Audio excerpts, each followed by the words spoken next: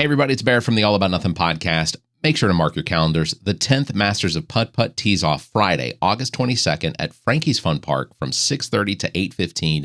Teams of 3 or more dressed in themed outfits. They will battle for glory and prizes. Register your team by August 21st and don't be late. Putting starts at 6:45 sharp.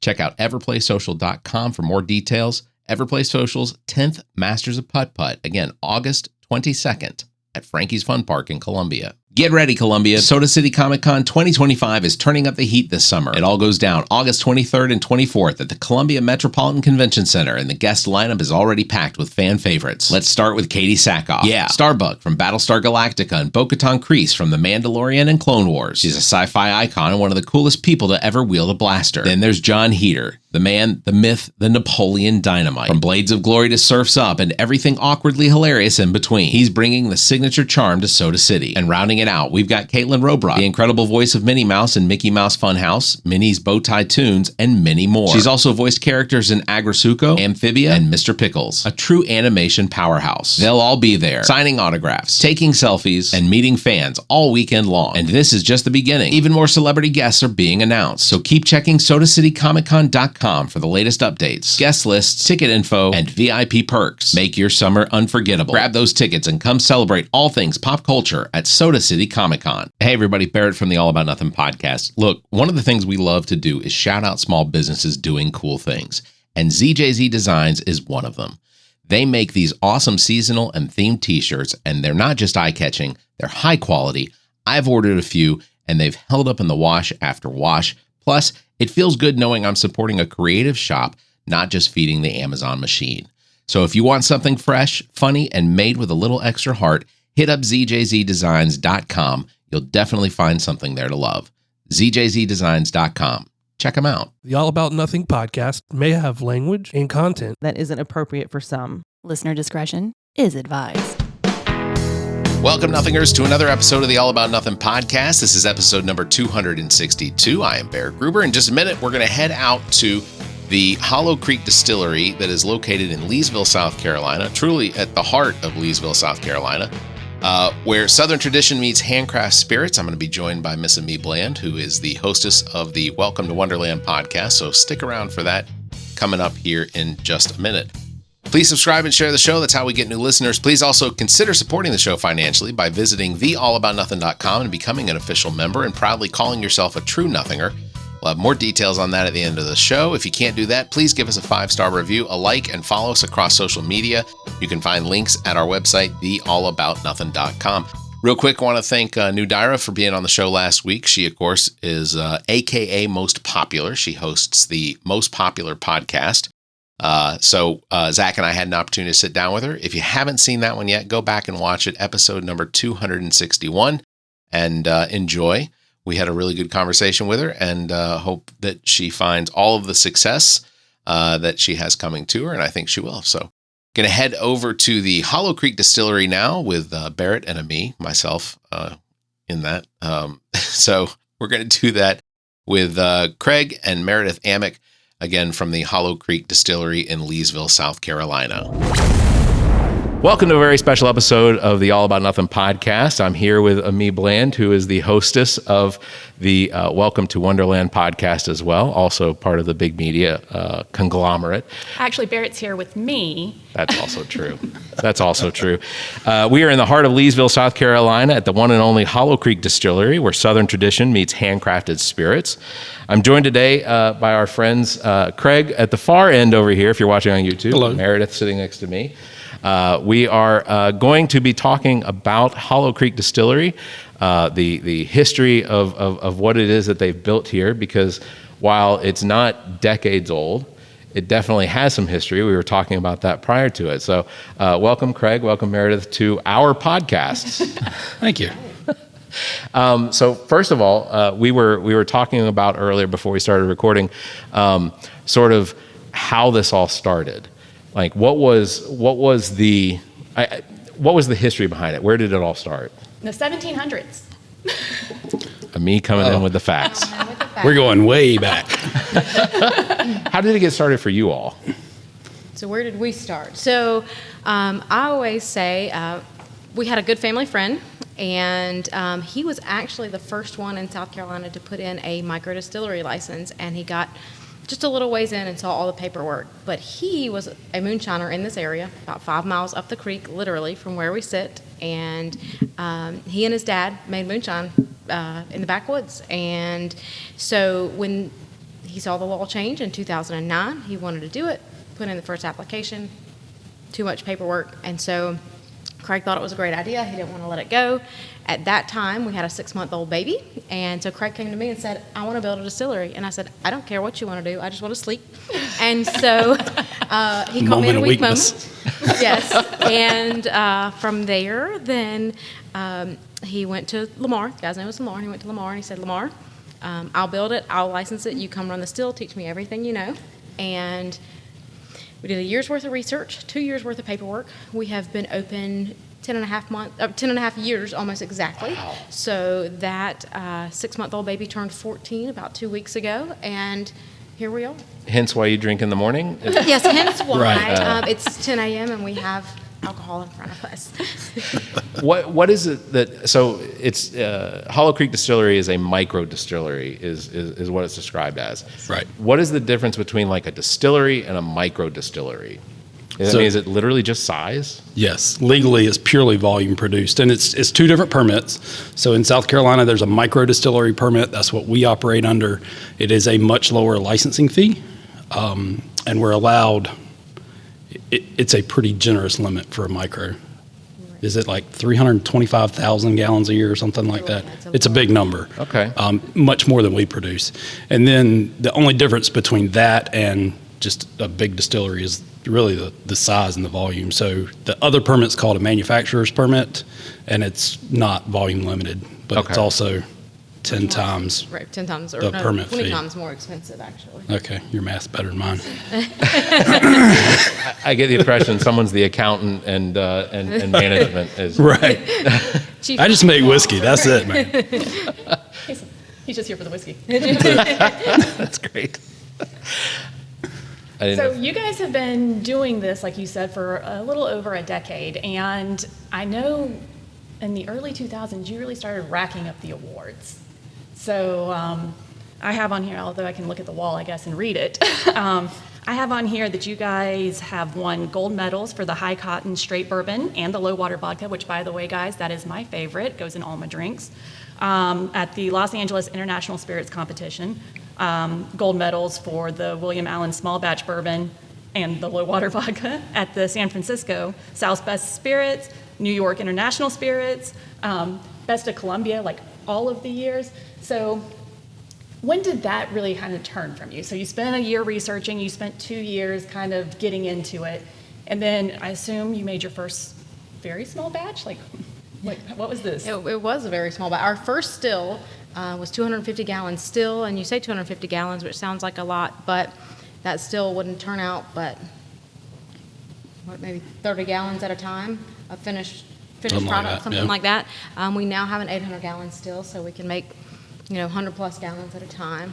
But yeah, so when that turned for it, we started racking up, some of Best of Columbia, Best of the State, those kind of things, in 2016, 17, 18, something like that. And then we started entering our spirits into those international competitions, San Francisco, Los Angeles, New York, and that really started 2020, 2022, something like that. Yeah. After kind of the COVID craze settled down just a little bit. So, and I'll let you kind of talk to some of those medals that we won, but we were. So honestly, there's several that, we surprised everybody, including ourselves with. I'll give you just a couple of highlights. So you mentioned low water vodka. It won a double gold medal for the South's Best in 23. And no, my memory is not this good. I'm looking at the back wall here, so bear with me. Then high cotton, kind of the biggest award I think we've won to date. The high cotton single barrel 105 proof bourbon won best of class and best of division at LA International. And that was 24. So pretty big competition.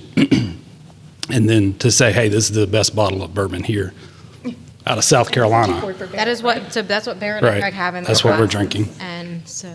What is it that sets you apart? I mean, like, I know there are other distilleries that we see new distilleries popping up like every 6 months. Like, Right. It's becoming a much more congested market here in South Carolina, which is great. But what is it that sets you all apart from what it is that others might be doing? Because we talked about it before. Moonshiners is one of my favorite programs, and I know it's scripted. I get it. I'm fine with it being scripted. Tickle is absurdly annoying, but you know. But even through the show, like I told you before, I've made friends with one of the people that was on the show because we went to all of these distilleries, and I got to meet Stephen Bean, who owns Limestone Distillery up in Kentucky, and it's such a cool thing that they do. Maker's Mark is one of the favorite places to visit. Like if we're in Kentucky, that's where we go every single time. We will do the tour every single time. Right. But South Carolina, the distilleries that are popping up, like what is it that sets you all apart from others? So honestly, my answer would be patience. Okay. This is a very slow industry. If you want to build a distillery and, be multi-million-dollar cash flow in year 2, good luck. You better start with a huge pile of money. So we've been at this open for a little over a decade now, and 0 investors, which is really nice because you don't have anybody to answer to. Yeah. And if things take a little while longer, it's okay. You don't say I have to provide a 20% return this year. And I really think that's it. Yeah. I think patience. I think too. We are typically here. Most days that we're open, folks get to see us, and I think we try to be very welcoming, very Southern hospitality, right? I mean, that's just kind of our personality and who we are.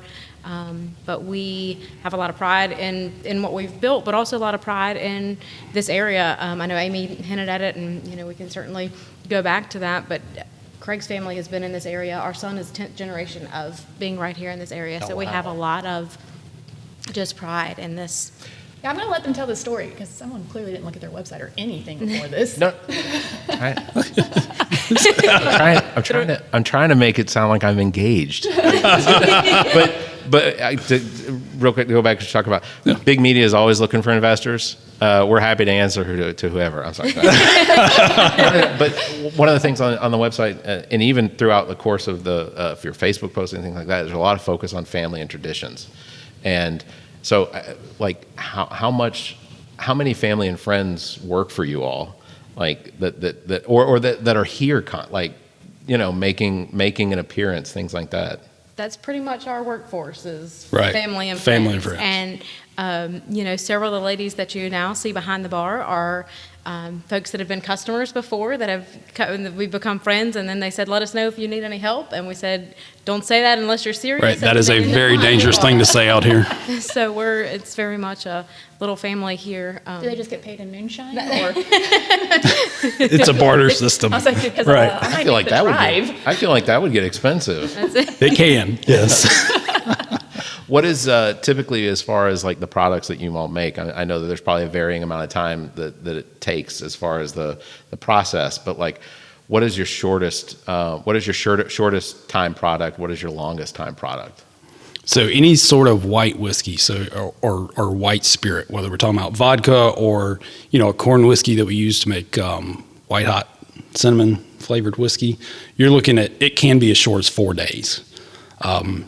If you've got a day to cook, a 3-day ferment, a day to distill, maybe you're at 5 days. Okay. And then bourbon, right now we're selling almost everything at just under 6 years, so we'll call it 5-year bourbon.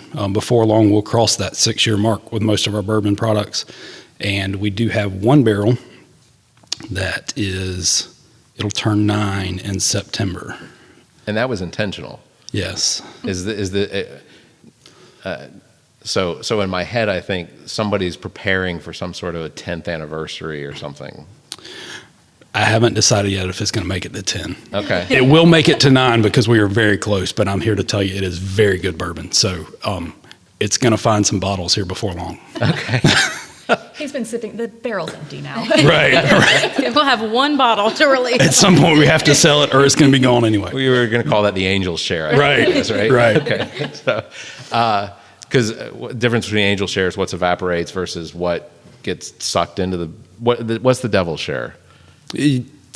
Good marketing. That's what it is. In theory, people refer to like what gets soaked into the wood and doesn't come back out. Yeah. So the whole process, like I have thought about potentially investing in just a little bit to do in my house, because I don't think that's the illegal part of just doing a small thing at your own whatever. It's the selling, right?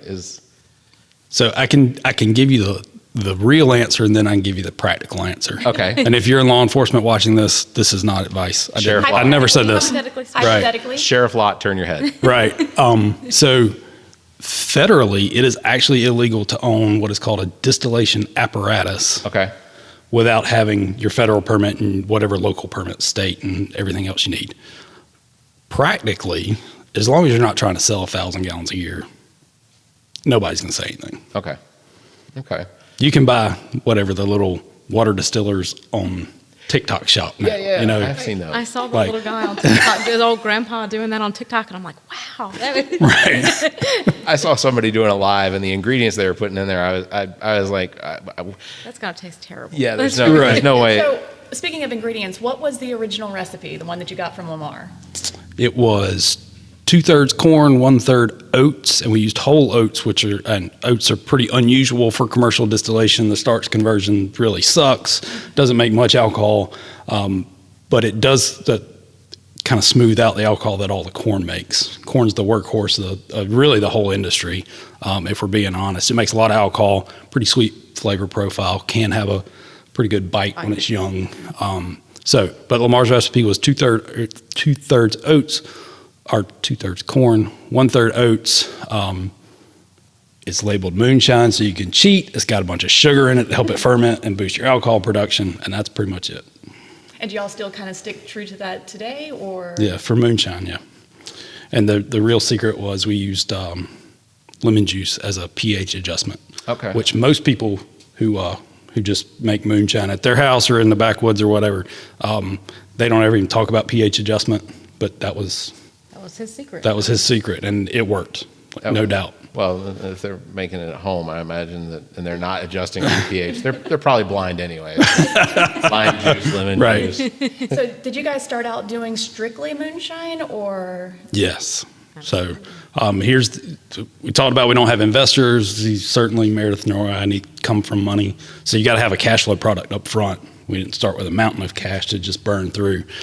So in the distilling world, you only have a few options for an immediate cash flow product. You've got moonshine, you've got gin, which I hate. Oh, me too. It's the worst. It tastes like a pine tree, but whatever. And then you've got vodka. When we started out, our still was not going to make vodka. Like, it was a very simple direct fired pot still, similar to what you would find kind of out in the woods, but inside and cleaner and that kind of thing. But it was not going to make vodka. So, and gin I hate. So we're kind of out here in rural Lexington County. Moonshine fits anyway, and that's where we kind of got our start. And that's all we sold for a while was moonshine. Were you doing the flavored moonshines back then, or it was just straight up? So on day one, we opened up with straight moonshine, period.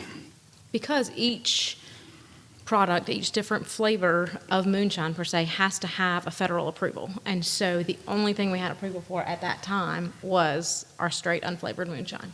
And what is it, as far as like what the federal approval is are we talking like a proof, a percentage of alcohol in it? What does it take to get federal approval? So there's really two steps. First, you have to have a formula approval.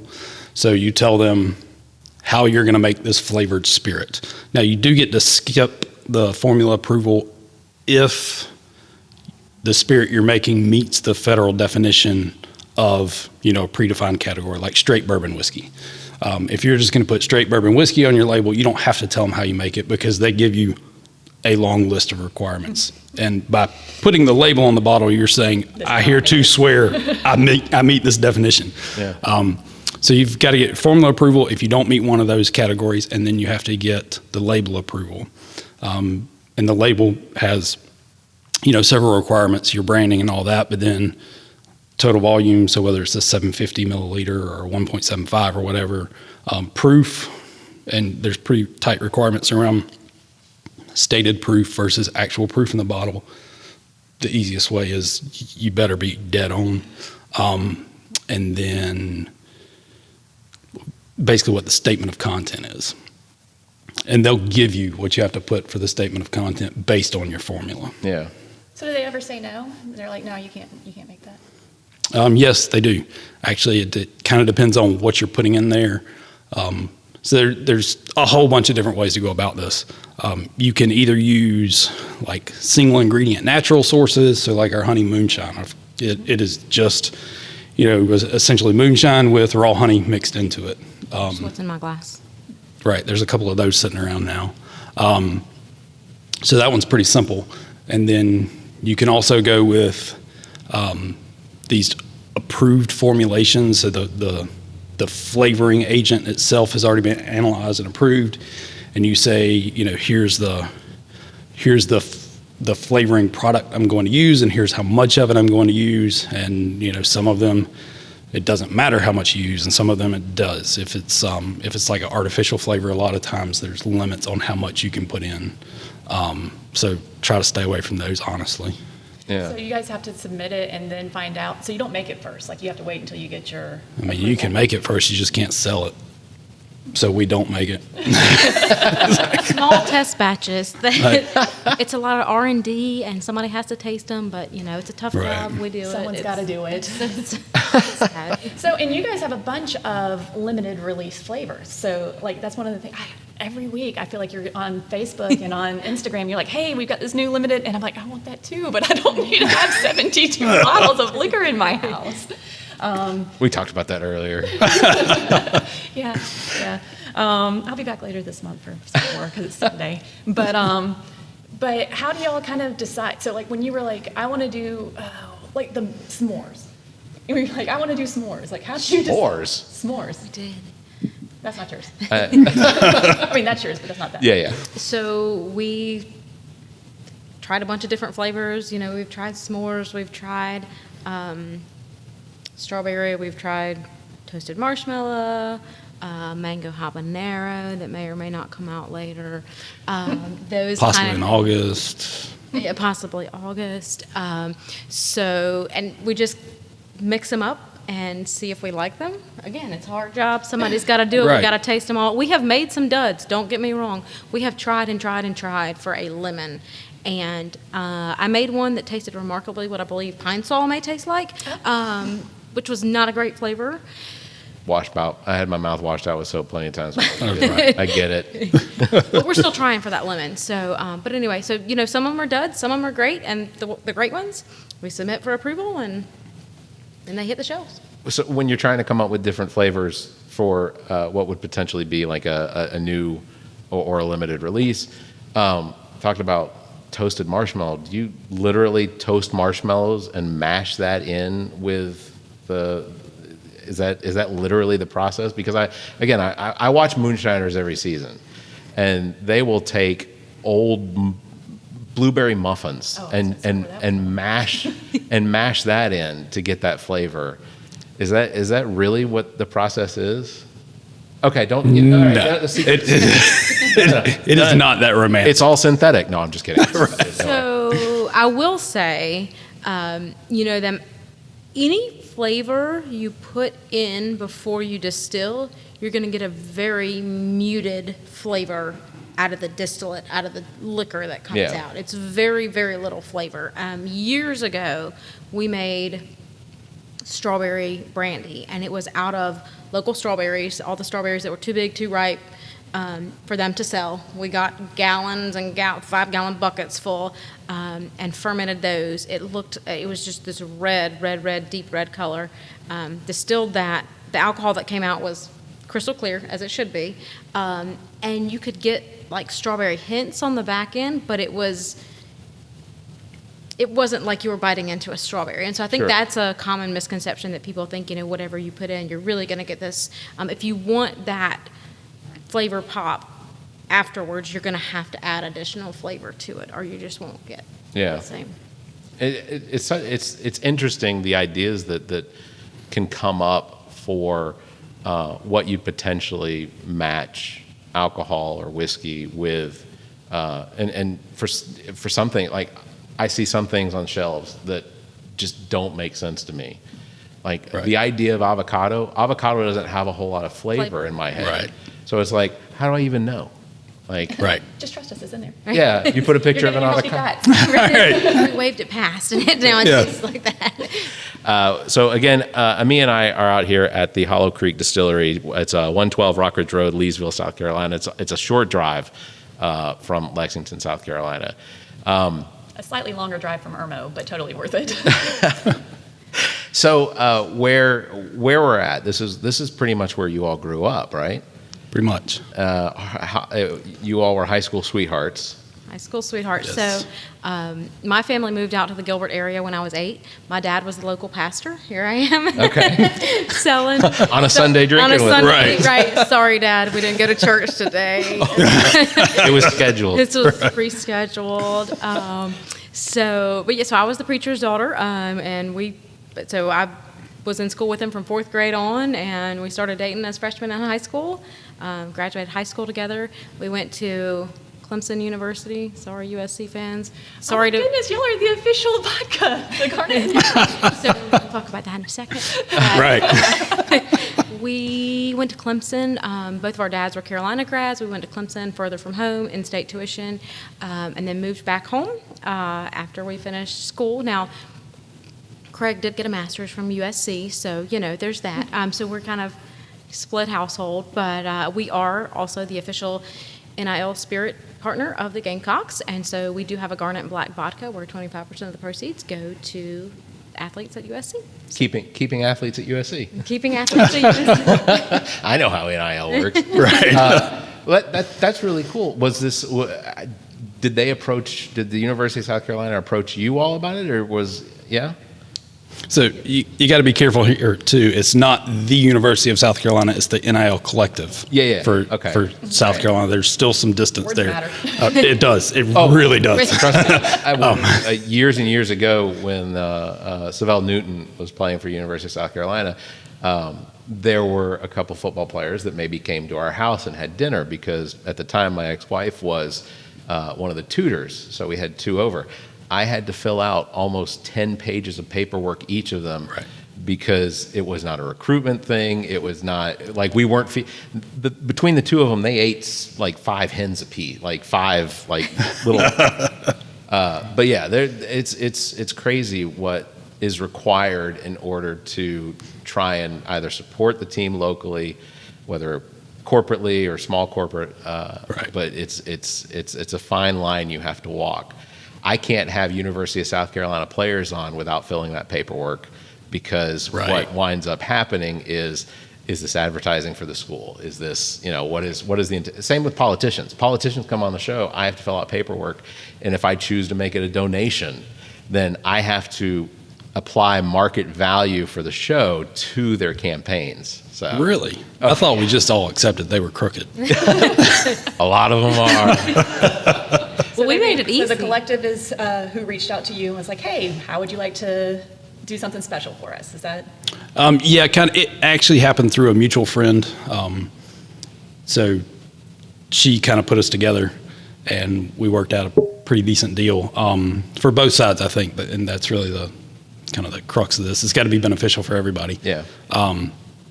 So yeah, we launched Garnet and Black vodka. So I haven't had the Garnet and Black. How's it different from the low water? They're both really good vodkas, so I'll start with that. And they're both 100% corn vodka. Theirs is slightly different. The biggest thing, if you are like a vodka aficionado, I would encourage you to try both. If you're not like really deep into the vodka world, they're going to taste like good vodka, which is kind of all it tastes like to me. Mine just go in cocktails. Right. Right. What were you gonna say, Meredith? Oh, I just said we made it easy on you guys because you don't have to fill out any paperwork. We should have brought I know. 10 pages of paperwork. Oh, yeah, that would have. No, he's got paperwork for you to fill out, actually. Okay. Yes, you can use my name, image, likeness, right? Right. everything you all make here is sourced locally, correct? I mean, for the most part, all the ingredients are pretty much sourced locally. We talked about the honey comes from right around the corner from where I live, Right. Which that's one of the things that on our podcast, and I think Amise as well, is that we always want to see local businesses doing well. We almost always advertise or support local businesses, and that's one of our big things. Is I may not be originally from South Carolina, but I've lived here longer than I lived where I was born. What is, I guess, how often do you all see people come here from like out of town that stop by and say that this is one thing they had to do when they came in? Every weekend. Yeah, A lot. We had, I guess growing up in this area, and I didn't grow up on the lake, but essentially in this community, I had no idea what an attraction Lake Murray was to folks outside of South Carolina. And so every weekend we see people coming in to vacation here or coming in to visit family. And so that's one of the biggest compliments we can get, is when we have folks that are from this area, they've been here before, and anytime they have out-of-town guests, this is like the first stop for them. And that's a huge compliment to us. It's the best compliment we can get because this experience meant enough to them to bring their guests back. And so we see it all the time, and it's awesome. We've met people from not only all over the country, but all over the world. We've had guests, and I love to hear their stories too. We try to provide them as much history and stories about our area because we're proud of where we're from, but we try to get their stories too. And so we had some folks from Puerto Rico. I always try to talk to them and ask them what is their what's their moonshine. And so in Puerto Rico, they told me their moonshine's called Pitoro, and Pitoro is a sugarcane base, right? Because moonshine, I really feel like is kind of the term for something that's made locally out of the ingredients that you have, right? And so what do we have a lot of here? We have a lot of corn. We have a lot of grains. And so that's why in the South, we think of moonshine as being some sort of grain-based white alcohol. But in Puerto Rico, it's made out of sugar cane, and it's called Pitoro. So it's almost like a rum, Yeah. Right. Yeah. Oh, and I do love rum. What's a typical day like here? So the distillery isn't just the distillery, which we'll get a view of that here after a little while, or you're seeing it right now mixed in with the video. But typical day here in this lobby area where most public facing part of it. So what is it that you typically see as far as like visitors and such? So you're looking for like how busy is it, or kind of like what's the mix of folks? Yeah, or just the mix of folks, really. I'm here to tell you, you see all walks of life in this place. Yeah. Anyone from just your local Joe kind of folks that we've seen and known forever to I guess one of my favorite stories here. Guy walks in and older gentleman, very nice. Seems like, normal person. And then he comes back several times later and he brings in his Stanley Cup championship ring from being an owning partner of the Penguins. It's like, oh, that's different. Wow. Wait a minute. You're like, let us drink to that. Right. Right. So literally all walks of life. We love to. I love to talk to people. That's one of the things I think we try to make connections just because it's Southern hospitality, but that's who we are, and love to. You can connect with anybody regardless of their background, and so love to talk. And the more you get to talk to people, the more you get to know. And so that we have a picture of Craig with the Stanley Cup ring on. That's really cool. The other story I thought Craig may tell. We were in here one Friday evening. It was Carolina football weekend. Carolina was going to be playing Kentucky, and guy came in with his family and showed him around, talked to him, and he was going to be the master distiller he had been a master distiller, was headed to Luca Mariano, who was opening a new distillery in Kentucky. And so, some of these big guys have come in to see little old us here in Leesville, South Carolina, but they were in visiting because they were going to the football game the next day. And I believe that's right. Those were the right words. Is that right? Right. So it was kind of cool. It was late on a Friday evening. He was coming in town for the Kentucky football game over at Williams-Brice, and he calls and says, "Hey, I'm just checking to see how late you're open. I'm coming in town for the football game and thought I'd stopped by. I saw your website. Didn't tell us who he was or anything. It's like, cool, I'm here till 7. We ended up hanging out a lot later than 7. But anyway, come to find out, we walk over next door and I'm showing him our setup and he makes a couple of comments. I'm like, wait a minute, you actually know what you're talking about. Like, who are you? And he had been master distiller for Bullet for years. Oh, wow. Yeah. And had left there and was going to help start up a new distillery. It's called Luca Mariano Distilling. They're in Danville, Kentucky. Yeah. And he started showing me pictures. Their distillery is still under construction at the time, but like you never know who's going to walk in the door here. Danville is a huge distillery area. Like Home. Maker's Mark's near there, Limestone's near there. Right. I mean, they're just and one of the things they talk about on their tour is the water that comes out of that limestone water. Right. And it never runs dry because I guess it's constantly pushing up. But yeah, Danville is just one of those.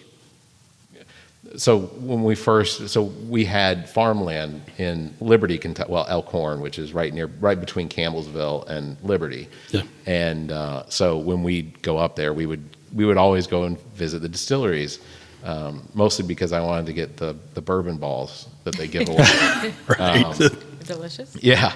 But, so it's Danville, it wasn't always like that. 50, 60 years ago, it wasn't that big of a community. It wasn't that congested.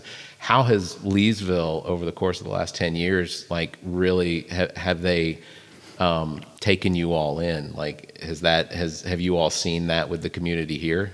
Oh, absolutely. The local community support has been fantastic. That's why we're still here. Is Right. The local community support has really.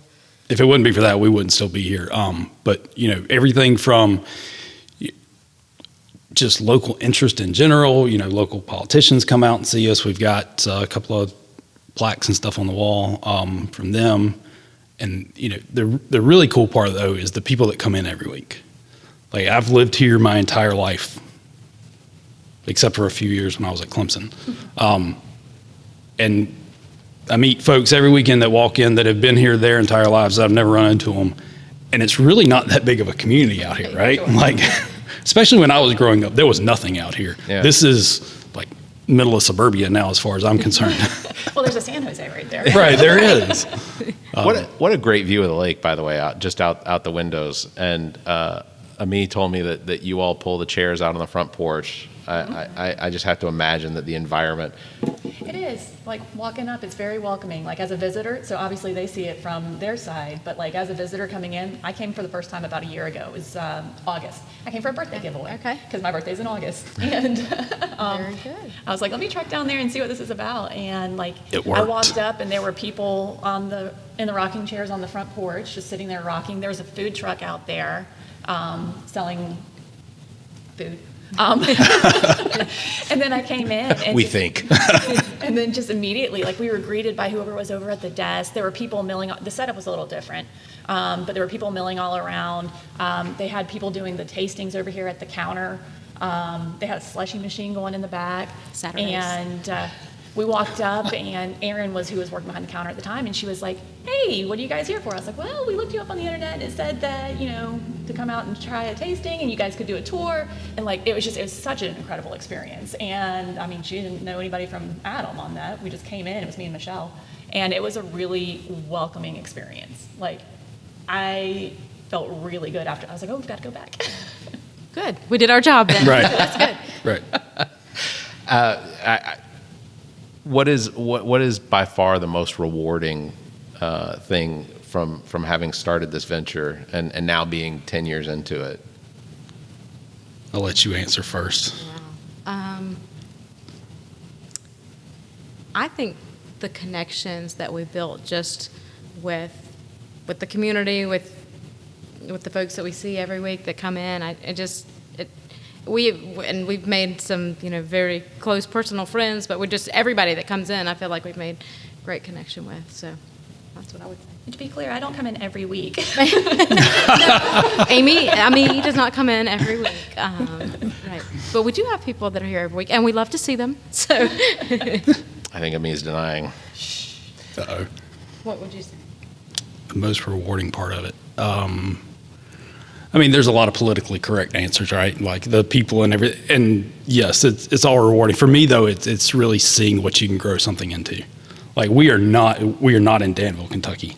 This is not the center of the distilling industry at all. Sure. Right here in Leesville, South Carolina, middle of nowhere. So we've got the lake, but it's not a huge tourist destination. But what can you make out here? That's kind of the cool part for me. Well, but just to point out, Danville is also not in Louisville. Right. True. Like with respect to like Columbia and Greenville and Spartanburg, this is kind of the perfect setting for the success that you've had. And honestly, there was some forethought that went into that. A lot of people would never believe it, but I personally don't like the idea of a distillery on Main Street, whatever your local town is. It doesn't feel right. So where we are here, we're out away from town, although town is moving this way every day. Yeah. But it's a relatively quick drive. We're 10 miles west of Lexington. It's all highway to get here. It's a nice, relatively scenic drive. You get to look out over the lake a couple of times. It just feels right. To me, when you make that drive, the further you get out this way, things slow down just a little bit. Life just, and that feels right when you. I got passed 3 times when we were. No. It wasn't me, was it? Maybe. I think. So I guess the next question would be, what is one of the wildest or funniest things that's happened in the course of the years? Funniest things. Oh. Because I have to imagine that there are stories that go on, or there are things that you think about after you close up and you go home and you're like, I can't believe that happened. Right. There's one story that happened inside this building that's probably too much to get into. A couple came in from, you remember that, Orangeburg, and luckily we did not wait on them. Somebody else did, and just the story after was wow. Right. Well, I might have Anyway. that information to myself. But Right. I definitely would have. Like, Right. don't tell people all this stuff. Kind Yeah. of. Like, one funny one though that comes to mind. Actually, we were at. So there's a big whiskey festival that happens in Columbia every year. It's called the Great American Whiskey Fair. So. How do we not know about this? it's in September, I think, every year. Right, it's a good time. Right, you should go. So anyway, I went over there one year, and Aaron, a good friend that works for us, was there with me, and we were, it's a ticketed event. You buy your ticket, you get in, and you go around to all these different distilleries, and they pour you samples. You get to try a whole bunch of bourbon in a few hours, which is always a good plan for a lot of reasons. But anyway, the table right next to us had a different vendor with a rep there, and interestingly enough, when we were trying to pack up, event's over, we're packing up, getting out of there for the night, the rep at that table actually tried to pick both me and Aaron up. It's like The same rep. the same rep. To pick you up. Right. Yeah. Okay. Kudos. Good, right? And I was like, I'm not sure if you're just not picky or what, but it was like, And we're like, well, the two of us are not a package deal. Like, Right. I don't know. Good Yeah. friend, but not that good of a friend. well, it was a drinking festival. So it was a drinking in his festival. defense, but Mazel Tov. That's right. I will say this didn't happen in this building, but I always love to tell this one too. So our son, who's now 14, was a baby when we started this, and so he's grown up in this building. This is nothing, special to him, so to speak. But so he's always known us as, the liquor people or, the moonshiners, that kind of thing. And so I always worried he would go to preschool or to school and say something about his parents making alcohol, and then but we never had any knocks on the door about that. But I do. So when he was in primary school, some of the teachers knew who we were, and so back in the day before COVID, when he switched schools into an elementary school because he aged out of the primary school, went to the elementary school, and before COVID happened, when you now register your kids online, you actually went in person to register your kids for school, and that's when you had like the bus table and the car rider table and the lunch money table and all that. And so I was like, okay, we're going to go in and nobody's going to know who we are, and we're going to just not be the liquor people. And we walk in the door. Here I am with my 6-year-old, 7-year-old walking in the door, and the first table, hey, there's a liquor lady. So that was busted right away. But the context is important. So do you send a bottle of alcohol at Christmas and on teacher appreciation just in case your son is the reason why? So there was one year. So the year that we released William Allen, which is one of our bourbons. So the year that we released William Allen, that's actually named for William is Will's first name, our son, and Allen is Craig's middle name. So Will is 10th generation of the family. So that one's kind of a forward-looking product to the future and generations. And so the year that we released that, it was close to Christmas. And so we sent a nice note to his teachers, and we were like, hey, we can't send a bottle of liquor with our 7-year-old to give you. But I wanted to try. I'm willing to have this conversation with the principal. Bring this paper back to us, and we'd love to give you a bottle of William, that we've named it for him and all that stuff. And so interestingly enough, a little bit later, at least one, if not both, of the teachers came in, and because he had 2 teachers that year, came in and brought it, and so we gave them their bottle of William Allen, and they have actually since opened a liquor store, and so they carry our products. I've gone and done many tastings at their store, so that all worked out. But what a great environment to have a parent-teacher conference, right? Right. I wonder how many teachers want to photocopy that note and be like, I'm his teacher too. That's right. Yeah, but you're behind the bar. Lunch table. You're on this side of the bar. They're on that side of the bar. The power struggle swaps places. Whatever. So speaking of your alcohols being sold in different places, obviously you sell it here, and then you guys are sprawling out. Like my folks up in Simpsonville did a tasting at one of the spirit stores up there. Like I saw it on Facebook. I was like, hey, this is the place I like. Go try it. And then they're like, this cost me $250 to go try yours. I was like, I'm sorry.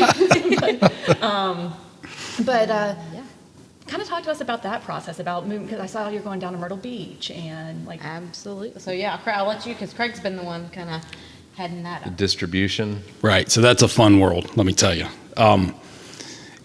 We've basically kind of fleshed out the whole state now.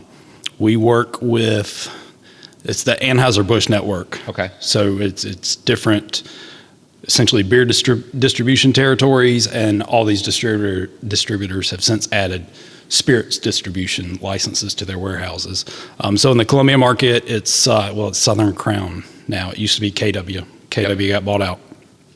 And then, so they've got, that's the entire coast up through the Columbia market, and then Simpsonville is Southern Crown now, the Greenville market. Then there's another small one out Aiken, there's one in Spartanburg and one in Rock Hill, and we actually just signed the Spartanburg contract last week. Congratulations. And actually, if you're from Rock Hill watching this, that contract is sitting in my inbox, and I was supposed to send it back to you Friday, and I haven't done it yet. Rock Hill Rock Hill audience. Yeah.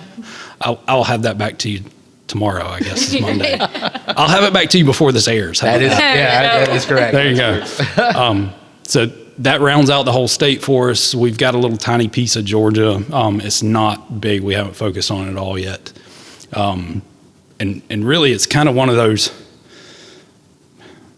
how much product do you have? How many markets can you support? So I'm sure we could add territory quickly and just spread ourselves too thin. I'm a manufacturing guy. Make anything in the world you want to. Spirits being one of them. I'm not a marketing guy. So we're kind of trying to figure this out as you go. And I think a recipe for a quick disaster would be, hey, let's try to put Holler Creek products in half a dozen or a dozen states. Well, then you run into supply issues under your federal license, right? Right. Then it's how much product do we have? How quickly can we make it? How much bourbon do we have maturing? Which that's a real limitation. And then how do you support all that marketing? Yeah. That's a real thing. Getting the initial placement in a liquor store is actually the easy part. You just walk in and set it on the counter. But Taste it and sell right. it, right? The real question is, how do you keep that bottle from collecting dust? Yeah. Right. Like somebody's got to walk in and buy it over and over again, and then the store has to reorder. That's where all the money's made on the reorders in wholesale. Like the initial placement is whatever. We'll put a half dozen bottles of whatever you're selling. It costs us very little to try a half dozen bottles. We'll give you a single face spot, probably not in a great space in the store. It's in the corner by the bathroom. Right. Yeah. And then you got to get those bottles to sell. That's the hard part. So what you've learned about marketing, what's the ideal location in a liquor store that you want your product? Right beside your national competitor. Okay. Yeah. Really? Absolutely. And who's your national competitor? It depends on what product we're talking about. So William Allen. Bourbon World's kind of, it's nice because bourbon fans are some of the most kind of deep into it. Like they will actually seek out brands they've never tried before, that kind of thing. So, certainly you don't want to be all the way on the end of the shelf where nobody ever gets to, back by the bathroom or that kind of thing. But as long as you're somewhere reasonable in the bourbon section, you're okay. Right. You do want to be eye level. We talked about that the other day. People talk about top shelf liquor, but you really don't want to be on the top shelf because people don't see you up there, especially me. I'm real short. Right? I was going to say, how many of the shelves go above your height? Like, because you're not many. It's not many. Yeah. The top shelf's not a problem for me, but a lot of people never reach up to the top shelf, so you really don't want to be there. Yeah. Which comes into, what kind of bottle are you going to use? What kind of shelves do retail stores have? Like if you go over 13, maybe 14 inches, you have to go on the top shelf. Yeah. Because there's not space between the other shelves. Oh, yeah. And now, it better be something that people really, really want. You want to be eye level. How important is it that the bottle be transparent enough that you can that someone purchasing it can see exactly what it is they're buying, like to see the colors that you have with some of your or to see, like with the vodkas, to see that it's completely clear? I mean, I think it's important. That's why we have all clear glass. But Yeah. if you go through the liquor store, you'll see, some brands that are in screen printed bottles and you can see very little into them. I mean, hopefully there's enough trust in the industry that whatever's in the bottle is at least the color it's supposed to be. This is purple. Right. Have you all had to do any or had to do any like classes or anything to learn about the marketing part of it? I mean, like have you like YouTube videos or like tutorials, that sort of thing? Is that something that you all have done? So you can hold my phone and like what pops up on YouTube or TikTok or anything, it's all business and marketing. Yeah. I've got a very boring feed. It's all business and marketing. Cat videos, or? No cat videos. I'm the one that gets the fun and cat videos and dog videos. Right. So for folks at home, what is something that you would say to somebody that's never experienced the Hollow Creek Distillery or your alcohol, your bourbons and whiskeys and vodkas, and because there's a lot. There is a lot. So if you're local or within reasonable driving distance of Leesville, and reasonable is probably a little further than you think, come on out. Like literally, just come try it. We try very hard to have a very welcoming environment, so don't be intimidated. Just come out and walk in, say hey, let us know. Like, are you a vodka fan? Are you a bourbon fan? Whatever, and we'll kind of guide you from there. If you're not local, look for it in the liquor store, and not even just our stuff. Try stuff, whatever your local distillery is. Give them a shot. It can be hit or miss. There are some gems out there, though. Yeah. There are absolutely some gems. Me, did you have anything else that you wanted? Well, no, we're going to go do the tour, so Okay. that'll be a special treat at the end of this. But I guess. Yeah. Just I have something in front of me, and I think it's the same thing in front of Craig down there. So who wants to tell me about what this one is? So this is our high cotton bourbon. This is our high cotton 105. It is a single barrel product, and then we actually proof it down just a bit to that 105 proof point, so it opens up the flavors a little. High cotton 105 is the one that won the best whiskey in the entire competition in Los Angeles last year, so we're pretty proud of that guy. 70% corn, 26% rye, 4% malted barley. And it is close 6 years. It was aged in American white oak char barrel. Okay. So close to 6 years old. All right. So this is very truthfully, this is the first time I think I've ever had this. Have I had this before? Yeah. Oh, okay. So this is the first time I've had it not mixed in something else. That's also true. Okay. So. You're not going to cheers? No. Fine. Oh, cheers. Bad Sure. luck. Is it? Well, I've already had a couple of sips. So right. Well, cheers anyway. All right. Cheers. So. Mine was honey, just for the throat, you know. Yeah. That's very smooth. Thank you. It's not the so typically with a bourbon, you have some of them you have a fairly significant bite that comes at the end of it. That's not there. That means we did our job.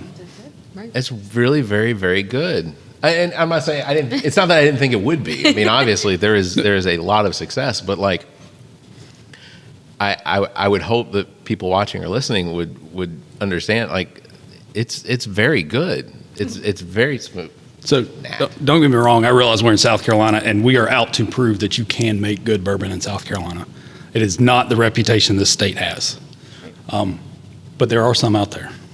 And we surprised. I think we got one of them. We thought our stuff was good, but we honestly surprised ourselves when our first round of stuff that we submitted was in 2022, and we came back with like 8 medals or something like that, and we were shocked. Just this tiny distillery in South Carolina up against the big boys, and then when we're up against the big boys 2 years later when we submitted stuff, and we come back with the medal out of the, so the whiskey category is this really huge category, and then it's got subcategories of bourbon and scotch and Irish whiskey and all the things, and there's different age statements in the bourbon. This was actually in the youngest age statement of bourbon, because in 6 years or less category, and there's but we took the entire category, like best of, and so we were, again, against the big boys and shocked, but we thought we had good stuff, but. Well, and just to describe, so you get the whole mouth tickle. Does that make sense? So the tongue all the way to the lips, like you feel all of it, and it's. I don't know, like, if I drink a bourbon, typically it's Maker's Mark, because someone for my birthday and for Christmas tends to buy me just bottles and bottles of Maker's Mark that sit on my shelf, and she's learned her lesson. But I don't get that with Maker's Mark, and I don't know if it's just because I've gotten so used to it, but I don't remember ever having the tingling, the sensation. Not to Find out he's allergic or something. right. And his throat closes up, Right. saving his life. Yeah. Well, it makes for good TikTok videos. So, and I think that I actually have a moonshine, right? You do. So, I feel like you told me it was salted caramel. It smells like salted caramel. Is that what it is? So, yes, it is. I actually don't think I've tried this one. Have you not? No, I've Okay. got Well, I'm surprised. I've got peach at home right now. Okay. So, While she's drinking that, how often? Okay, so for a layman bourbon or whiskey drinker, when it comes to drinking something, if they're just sipping on it, whatnot, and they're drinking it neat, like, what is your suggestion as far as like mixing different flavors? I've got a really strong opinion on this. Okay, please. Drink it how you like it. Okay, all right, well, awesome. So you'll get a lot of bourbon folks will tell you, you have to drink bourbon neat. That's how it was intended, and you have to drink it barrel proof neat, because that's how the distiller intended it to be savored. Okay. I call bullshit. I think you should drink it however you enjoy it. Some of the most renowned master distillers ever to live say drink it with Sprite. with Sprite. Right. That's right. Huh. I always tell Craig that we are irreverent drinkers. You get these bourbon snobs, or these folks that are liquor snobs, and they really, like you said, drink it neat. And so we said, we drink it how you like it. So I just think we're rather irreverent, but Right. Oh my gosh, it smells like It's really good. It's- It tastes like licking a caramel, like a sugar It daddy. now that does just taste like candy. that is, Yeah. I tell folks that That's is what I like responsible. but it smells like salted caramel ice cream. Like that's what I. that's one of my favorite things to do with that is throw that into some vanilla ice cream and blend it, instead of putting milk, put that and then blend it into a milkshake. So It's good. That is very good. I tell folks that one is responsible for many bad decisions and several children. I would believe it. Some of those might be the same thing. Right. Also true. How so and you don't have to answer this question with any sort of like directness, but competition, there is obviously got to be competition. Do you all ever see any of your competition come in here to sort of stake out or some R&D, spots? Yeah, I've seen them before. I've seen a couple actually come in before they opened their distillery. Oh my gosh, that is really good. Sorry. When But- I come in a couple weeks, I'll get you a bottle. Okay. Next week. No, I'm just kidding. Yeah. Yeah, right. No sales on We'll see you Sunday. next week. But so you've We've seen them, but Does There's- it come in like wearing a funny nose and a big... not really. Here's the thing: like I've been in their distilleries too. Yeah. It's not so much competition with whoever the next closest micro distillery is. Like there's plenty of room in the market for all of us Yeah. in South Carolina. We're all just trying to steal a very tiny fraction of market share from the national brands. Right. So like they can come in and look around and see whatever they want to. It doesn't matter to me. But it's not really. We're all just trying to take market share from the bigger market. Is there any desire to try and keep, because obviously you all do different flavors, you all have different, I guess, like releases, small batch releases and Sure. things like that. What are the core ones, the core flavors that you all sell that will always likely be the definition of what Hollow Creek Distillery is?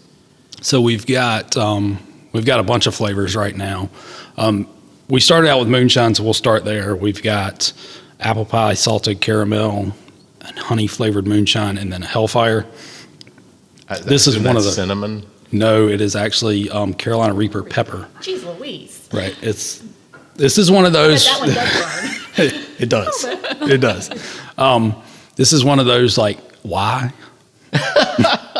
But it sells. So, hey. It makes a great addition to like a margarita to spice Right. it up, Okay. or to a Bloody Mary. Bloody to spice Mary, it yeah. Right, up. a Bloody Mary. We That's have what it's people for. cook with it a lot. Okay. So And then we also do seasonal moonshine flavors. So it's hot outside right now. So peach and watermelon. Okay. In the fall, we'll switch over and we'll make pumpkin pie and then peppermint. peppermint right around Thanksgiving for, 6 weeks or so, maybe through January. And then, of course, we make White Hot. It's a cinnamon flavored whiskey. That Only- one's always. Right, that one's always around. It's just 3 ingredients in the bottle: corn whiskey, cinnamon oil, and cane sugar. It's a third less sugar than all the national brands. All natural. So it's a diet product. It's a diet product. Yeah, it's There's no anti-inflammatory. antifreeze. Anti-inflammatory. This It's is healthy for you. Right, we'll go with that. Right. And it's very reasonably priced. Indeed. Yes, Kind of matches our competitor pricing. amazing. One of the big guys. Almost intentionally. Almost. And then vodka wise, we always have a low water chocolate espresso. It's a chocolate coffee flavored vodka. And then we do all these special releases. And really, our special releases are twofold. Number one, to have something new and different going on, which is always helpful, but also to help find what the next flavors are. Well, and they seem to create a fair amount of engagement on your social media and Absolutely. stuff. When you've got Absolutely. a special reserve coming out. Like I'm always looking like, oh, what's this one? You all do fantastic on the social media. I do not. Well, Somebody does. I do not. You all as a whole, and the fact that you all have more than 500 reviews, and I could not find a negative one. So Carl Hunter, Oh, you wrote down reviews. He did. Oh, geez. I Here we go. He comes prepared. Like a grandpa. so On the newspaper. Carl Hunter, great place. Owners are fantastic and very knowledgeable. A lot of excitement and stories from customers. Excellent selections of moonshine and bourbon whiskeys. Convenient locations just off of Highway 378. Very knowledgeable Very staff. Zachariah, I looked for interesting names too, so just so you know. Zachariah Kitzhaber, I don't know how often they come in, but Aaron gave us a great tour. So shout out to Aaron. There you go. And the She's tasting. in Scotland right now. Oh, that's cool. And I'm jealous. The tasting was awesome. I learned all about the distilling process and how they make each of their products. I absolutely recommend. So that was. Let me see if I can see this picture. I never knew Mr. Curl before here, but I know Mr. Curl now. Okay. Katie Smallwood. I'm looking to see if these names know. So took a group of friends to Hollow Creek for my husband's birthday. Loved the tour. The tasting was so much fun and informative. The bartender was so knowledgeable. Very impressed with the wide variety of products made here. Needless to say, we found plenty to buy and can't wait to share with our friends. Thanks for the great experience. See, that's what happens. You come in thinking you're going to pick up a bottle of something, and you leave with like a box. I can see exactly how that would happen. Well, and it's the special flavors. Like, they are just... The mint one even, like, I didn't think I was going to like that, and I totally dig it. Oh, was it the peach mint or the mint julep? Peach mint. Okay. Like, I was like, I don't know that peach and mint go together. It'll come back. The last one I have is great tasting. This is Hope Williams Jackson. Great tasting moonshine. Yeah. Do you know Hope? Yep. That is made that is made locally. Responsible prices, wonderful people, and customer service, and excellent atmosphere. What more could you possibly want? So, Awesome. I will leave those with you because. Right. We have our reviews. Awesome. Well, also the important thing is on the back of it. Is it? Oh, there you go. Hold that up. Right, let me hold this up. But no, like I said, Ami has been very has been one of your cheerleaders here for as long as she's come here, which is Right? and I think that it speaks to what businesses in South Carolina can do, and I think that's for everything else. That is probably one of the coolest parts. Is that I really like to see small businesses really bloom into what you all have done here, and I think that's incredible. The community obviously has made. Has been a part of it, but I think that them embracing you is also about the fact that you've embraced them and made that really work. And it's something that is clearly spreading across Columbia and the rest of the state. So congratulations, and sincerely very much appreciate you all taking time out of your Sunday, which is supposed to be when you're closed. Don't worry, Jesus forgives you. Doesn't he forgive everybody? He forgives.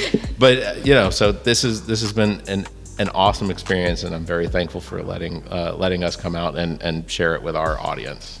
Thanks for coming out. Yeah. And now we get to do a tour. Yeah. All right, we're gonna send it back to the studio. Again, thanks so much to Craig and Meredith Amick for meeting with Ami and I to do our respective podcasts from the Hollow Creek Distillery. We did record this on a Sunday, so there was no purchasing of alcohol. Purchasing of spirits, I think, in South Carolina is still not yet legal here in South Carolina. So, but again, had a blast, and genuinely, when I say that the two that I had were fantastic, they really were. I am not much of an alcohol drinker, especially of late, but I truly enjoyed the samples that I had.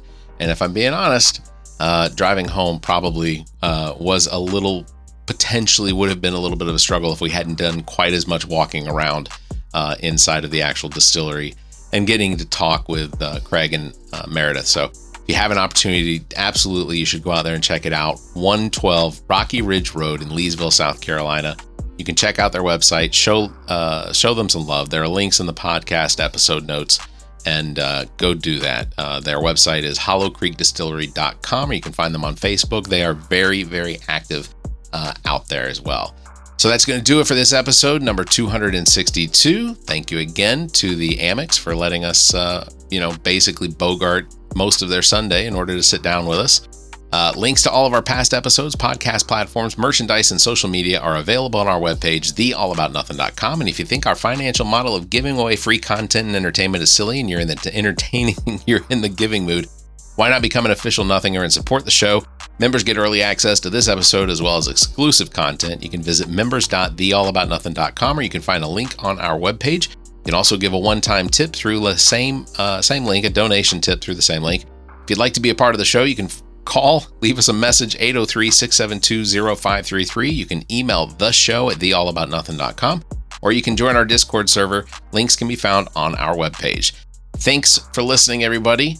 You all stay safe, be kind, and keep your hands to yourself. The All About Nothing podcast is a product of Big Media and produced and engineered by me, Barrett Gruber. Thanks to Cake for our intro music, Sick of You. You can follow Everything Cake, the band, at cakemusic.com. Thanks to Muff, the producer, for our outro music. You can follow Muff on Instagram at Muff the Producer. You can follow me across social media by visiting Linktree/Barrett Gruber. And you can follow Zach King on Linktree/AANZach. Want to support the show? Visit our webpage, theallaboutnothing.com, and become a member. There are several tiers available that give you early access to episodes as well as exclusive content. To find links to our social media, podcast platforms, and merchandise to support the show, as well as past episodes, visit theallaboutnothing.com. If you'd like to be a part of the show, you can email theshow@theallaboutnothing.com, or you can call our number and leave a message. Dial 803-672-0533. If the time between these episodes is more than you can handle, check out our sister shows. What the Pod Was That with Carrie, Zach, and myself. Welcome to Wonderland with Ami. Politically Speaking with Erica, Kirsten, and Emily, and Black, White, and Blue in the South with Dr. Jameel Brooks and Bill Kimmler. Please subscribe and share this show. If you're on YouTube, please subscribe and punch that notification bell. Thank you for listening, and hear us next week.